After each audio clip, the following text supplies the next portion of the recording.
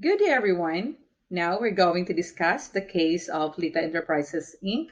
versus Intermediate Appellate Court, GR number L64693, April 27, 1984.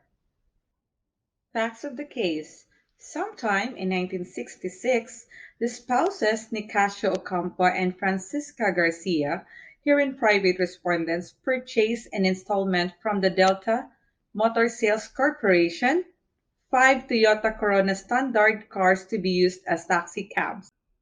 But because they had no franchise to operate taxi cabs, they contracted with petitioner Lita Enterprises Inc. through its representative for the use of the latter's certificate of public convenience in consideration of an initial payment of 1,000 and a monthly rental of 200 per taxi cab unit. To effectuate the agreement, the aforesaid cars were registered in the name of petitioner Lita Enterprises Inc. However, the position remained with tile spouses Ocampo, who operated and maintained the same under the name Acme Taxi, petitioner's trade name.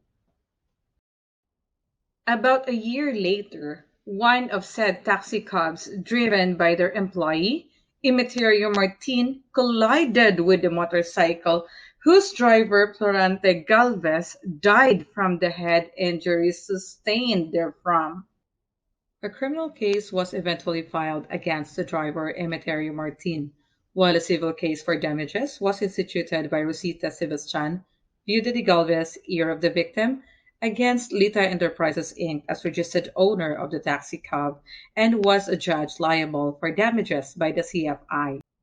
The decision having become final, a writ of execution was issued. Two of the vehicles of respondent spouses were levied upon and sold at public auction. Thereafter, Nicasio Ocampo decided to register his taxicabs in his name. He requested the manager of petitioner Lita Enterprises Inc. to turn over the registration papers to him, but the latter allegedly refused. Hence, he and his wife filed a complaint for reconveyance of motor vehicles with damages. The issue of the case, whether or not petitioner has a cause of action against defendants.